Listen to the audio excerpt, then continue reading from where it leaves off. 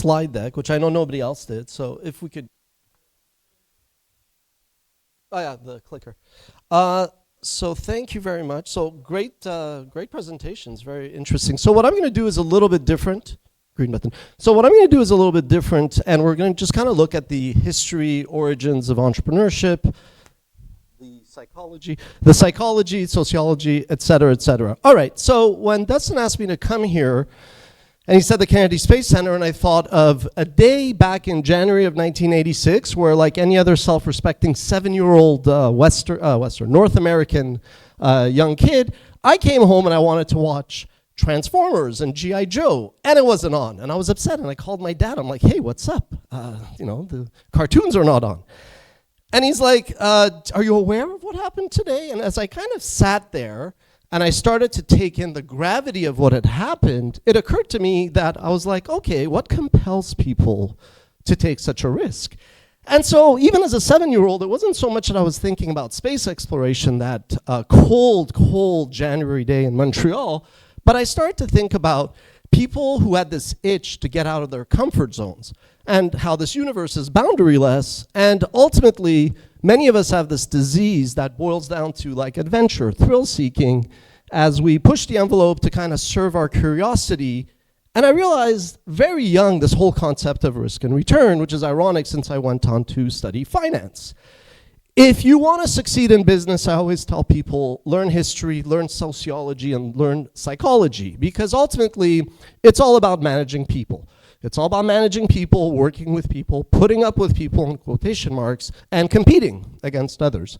And for me, a turning point was when I was probably 8 or 9, this lady knocked on the door and was selling encyclopedias, and I was sure that my dad was going to throw her out, but to my surprise, and everybody in the family, and maybe that lady herself, we proceeded to order these World Book of Encyclopedias, and without knowing it, I started to build this like really, really deep knowledge base. And for those of you who have seen a WatchMojo video on YouTube, ultimately, that's our expertise. We go through tons of information and try to kind of distill it into a nice, concise top 10 list. But I'm not really here to talk about that. What I wanted to do was just talk a little bit about entrepreneurship and break it down. So ultimately, the definition of entrepreneurship is just the activity of setting up an organization, mobilizing people, raising the resources, taking on risks in the hope of an outcome. Entrepreneurship is living a few years of your life like most people won't, so that you spend the rest of your life like most people can't, right? Whenever you hear about a successful entrepreneur, you think it was an overnight success, which is the name of my third book. But really, it's years in the making.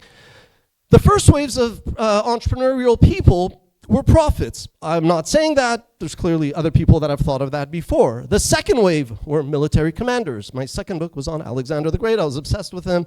Long story short, a kid born on third base. His father was the king of Macedon. He went out there to avenge the Persians destroying Athens. He went and he destroyed Persepolis, right? So start thinking about what drives people. The third wave of entrepreneurs were explorers. Christopher Columbus was your typical entrepreneur. He had to go up to a bunch of angel investors to try to get money, and he failed. He thought he was going to India. Where did he end up? Then you had the Industrial Revolution. So the impact of the Industrial Revolutions, to really sum it down, was just people started to die a lot less. And children could go on and live a lot longer. Obviously, what does that do? It changes the makeup of economies and industries and all that. And so the Industrial Revolution led to inventors, right? And so Thomas Edison, a fun little fact, the reason why so many movie studios were set up in LA was not just the weather, it was because Edison held a lot of patents. And so the founders of Warner Brothers and other studios traveled all the way across America to be far, far away from Edison, who I believe was in New Jersey. And then you had the communications revolution, and what this did is it led to the next wave of storytellers who were the entrepreneurs. Thomas Hearst, Rupert Murdoch, many, many others. And then in our generation, we saw the impact of the technical revolution. Semiconductors, personal computer, the internet, World Wide Web, mobile, Internet of Things, AI now. And so this led to technologists. So today, ultimately, I would say that the perception of entrepreneurship has changed. Kids don't really wake up saying, I want to be a mom, I want to be a lawyer or a doctor to make mom happy. They pretty much want to be entrepreneurs. And I would say with the explosion of YouTube and TikTok, most of them want to be creators, basically. So when I give these talks or conversations in 2024, it's very different because most people by default do want to pursue this path, right? You all know it. Many of you seem to be very successful at what you do. It's a mindset. It's a lifestyle. So let's talk a little bit about psychology. What drives people? This is kind of stuff that I've been studying all my life. So I would say it could be either things that are tangible, like money, your salary, building wealth. It could be intangible. Sometimes the things that drives you are actual means to an end, right? But ultimately, you can break it down when you're trying to motivate people. You really need to understand that if you're speaking to Joe, very different than if you're speaking to Shelley. One of my favorite quotes, if you walk away with anything, people are driven by insecurities, whether we like them or not. It's a fact. I know your instinct is to do everything you can to gain the appreciation of those around you, but it's an impulse that steals your time, energy, mental, and physical health. It's already been 15 minutes? 15 left. Okay, yeah, thank you. Okay, so I could go slower. I thought I had 15 minutes altogether. Anyway, we all got them. I'm going to slow down now and breathe a little bit. So we all got them. I was a kid born in 1978 in Tehran, Iran. Very secular family, not at all religious. Oh, and there's a timer here. I wish I would have seen this. Okay, that's very helpful. So I was born in Iran, 1978.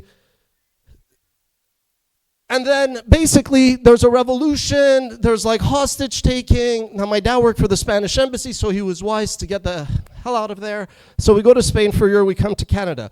Growing up, my name is Ashkan Karbasfrooshan. So you can imagine that, it's not an easy, anyway, so it was fine, built a lot of toughness. You realize you're kind of a fish out of barrel, but ultimately we all go through them. And when I started, thank you, sir, when I started my career, I didn't really understand that the things that I was chasing did not really have to do with anything in society, so to speak. I was basically constantly trying to overcome those insecurities. And then for 20 years, I run a company with the same 5 co-founders, of which I'm one, the same one, haven't changed. Clearly a bit of an anomaly. And when people ask me, how is that even possible? Like your management team is the same, you have employees that have been there for 15, 20 years, it's not really like most companies. The reality is this, it's understanding that when you're trying to lead a bunch of people, you can't kind of have a one-size-fits-all strategy, right? Ultimately, as entrepreneurs, we're not necessarily better, I guarantee you that, but we are different, right? We're more missionary in our thinking, whereas executives and their employees are a bit more mercenary in thinking. I personally think most entrepreneurs have a more masochist side to them, whereas executives, you hire them to make the tough decisions, make those budget cuts, so they have to be a bit more sadistic. I hate firing people. I will retain somebody and give them opportunity after opportunity, but most executives are kind of like, hey, if this person's not helping me, I'm gonna shoot them over. We're more offense-taking, we're long-term greedy, to quote a Goldman Sachs quote, and every decision that we make, we think about the big picture. We're never really thinking today. I remind my team every day, WatchMojo lost money for 6 years. So when we do a project and after 6 months, they're like, but it's not profitable. I'm like, you wouldn't be here if I had that same outlook. You have to think long-term. And ultimately, we are leaders, not managers. And the difference between leadership and management, there are many. I would say management is the creation of rules, systems, and processes. Leadership is knowing when to break those. Some rules, you don't need them anymore. All right, the second thing that I realized over time is every day as humans, especially in a capitalistic society, which is, I think, the best system known to man when applied, in practical terms to a society. Not saying there are not some decent things of other systems. But basically, we are constantly struggling, treading the line between the sins, and I'm not a religious person, but I do think it is a good framework to think, between the sins and the virtues, right? Ultimately, capitalism, you have to have a little bit of greed in you, right? It's better to be long-term greedy, but it's naive to think that if you're 100% altruistic, that you're gonna create value for your stakeholders. So you have to kind of balance those things. It's normal to get angry, but if you scream at somebody, whether it's your kid or your colleague, I assure you, you're really the only one that's going to feel bad about that. So you give in to temperance and so on. And if you like this framework, not just the movie, I particularly like Benjamin Franklin's 13 Virtues. All right, moving along. Let's talk a little bit about the ingredients for success. There's a few. We'll go through them pretty quickly. So one, ambition. It's like the gentleman before was saying, you want that attitude that you can do things. I'm not talking again balance. I'm not talking about blind ambition. Same way a little bit of pride is good, but too much pride, hubris, not good. But you definitely need ambition. Vision. This means two things. You have to have a vision for like this big, intangible thing, but you absolutely also need vision, lower capital, which is just like the data, the figures, right? And that's where your team comes into play, because in theory, they should be making up for your blind spots. This, I won't bore you too much, this is all the same thing. It's just a different perspective, right? This is the world according to Fish, right? So my point is, when you meet with people, as much as you think you're right, as much as you think the company is right, the organization is right, and you want people to be unselfish, it's kind of nonsense. You will only be effective. In fact, you'll be 100 times effective is if you put yourself in their shoes. Execution, super important. You hear always entrepreneurs talking, is it idea, is it execution? Technically, it's both, but obviously, we could have 1,000 ideas in a day, but it takes you 1,000 days to execute anything. So, love that quote from Any Given Sunday. The inches we need are everywhere around us. They're in every break, every game. But as you get closer to the end zone, every inch becomes much harder. If you've ever played football, you know what I mean. Okay, this single greatest quote in the history of quotes. President Calvin Coolidge, nothing in the world can take the place of persistence. Talent will not. Nothing is more common than unsuccessful men with talent. Genius will not. Unrewarded genius is almost a proverb. Education will not. The world is full of educated derelicts. Persistence and determination alone are omnipotent. The slogan, press on, has solved and always will solve the problem of the human race. So this is a great quote. This is pretty much like 80% of being a successful entrepreneur. Luck. Look, luck and timing are super important. I think it took a lot of vision and intelligence to spot that YouTube was going to be this really successful platform, but I would be lying if I wasn't giving a lot of credit to the fact that, well, we started at the same time that YouTube did. This is a personal quote. What scales overnight is never sustainable, and what is sustainable never scales overnight. So if you have investors or board and they're always asking you, does this scale? How is this scalable? You do have to drown that out. All right, focus. So this is something I added later in my own journey. People used to tell me to focus when I started the company, and I was like, no, I need to experiment. It's a long way of saying you should only really focus after you've experimented and you know what's worth the focus. Otherwise, you're going to go kind of sideways. Resilience, this is something I learned after COVID. As much as persistence and all these other things are critical, if you're not resilient, it's kind of foolish. And then this is just a different way of looking at success. The amount of practice, the amount of thought, meditation. Ultimately, you really only have to make a few decisions per day. You really only have to be on intermittently. A lot of the time, you're not doing the stuff that makes you like the best at your field, you're preparing for it. Alrighty. So the amazing thing about entrepreneurship is you technically only have to be right once, right? I've tried 1,000 different projects. In fact, I had an incubator called Mojo Supreme, but it was WatchMojo that I saw had the potential. So I only needed that to be right. And in fact, WatchMojo produced documentaries, biographies, profiles, you name it. Scripted entertainment. We used to do like poor man skits like SNL and Mad TV, but it was the top 10 list, which ultimately broke through.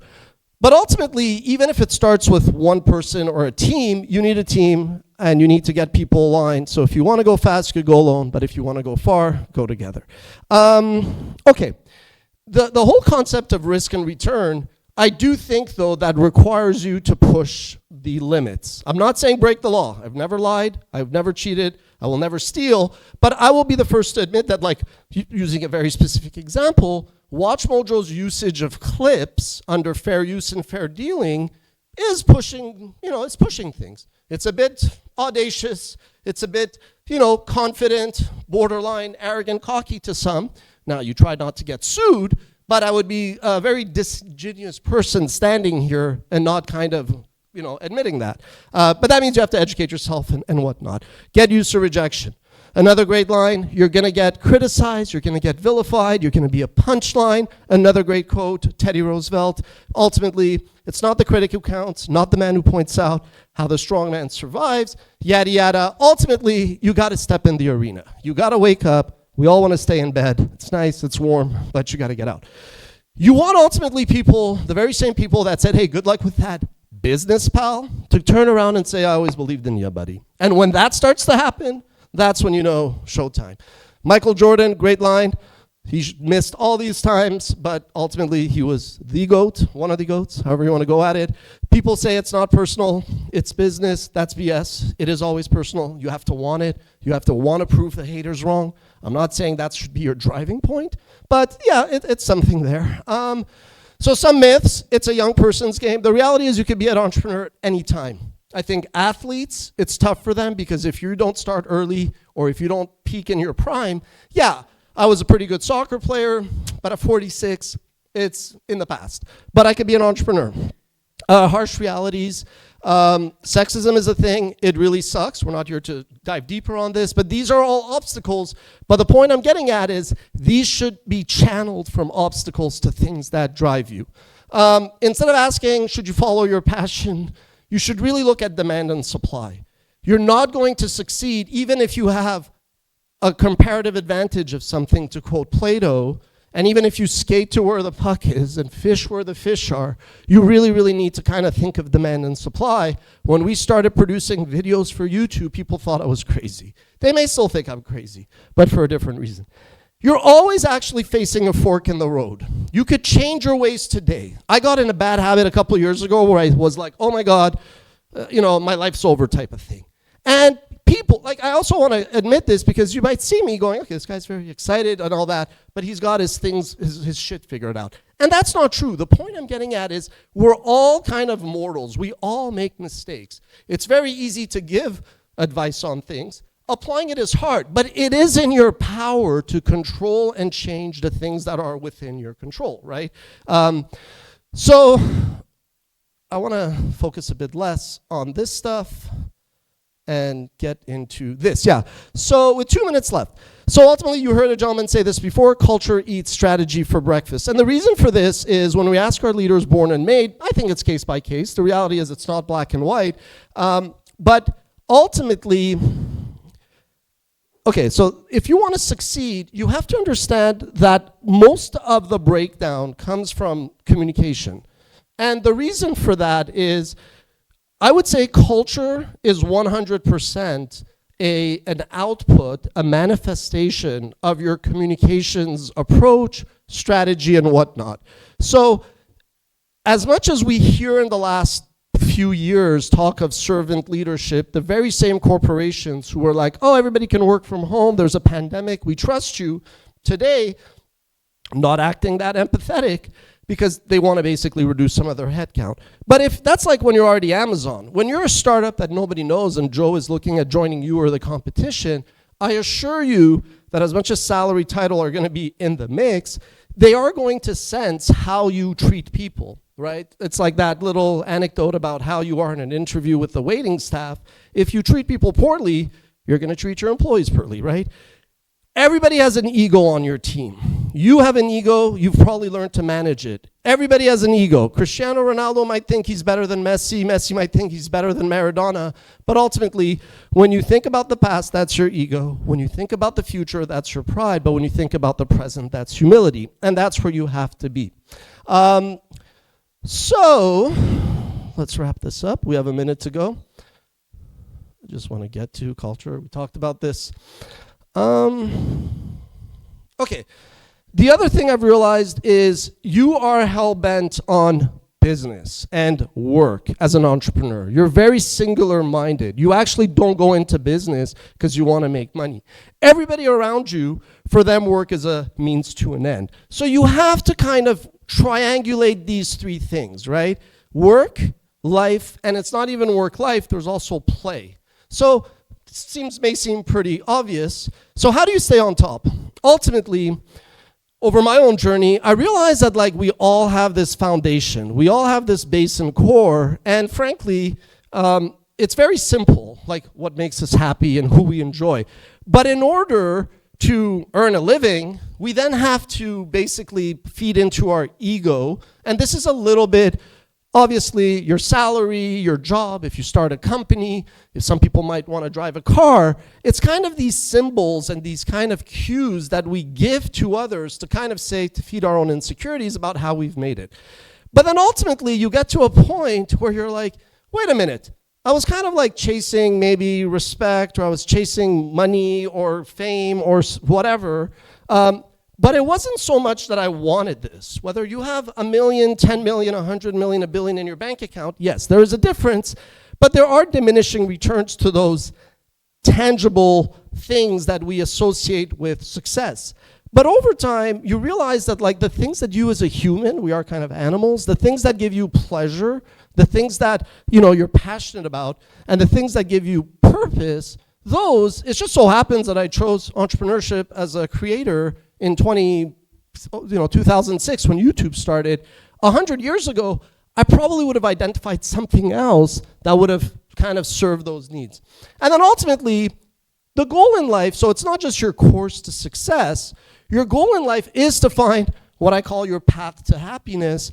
And those are things that ultimately, like, you gather, you get to a point, and you can find some kind of like closure and some kind of balance where whatever was driving you to chase the things that you viewed as success will not really be manifested by the car you drive, but more by the simple things that make you happy. And that could be cooking for your family, traveling with your friends, or just going to a concert or enjoying a soccer match, because those are the things that ultimately, as a child, make you happy.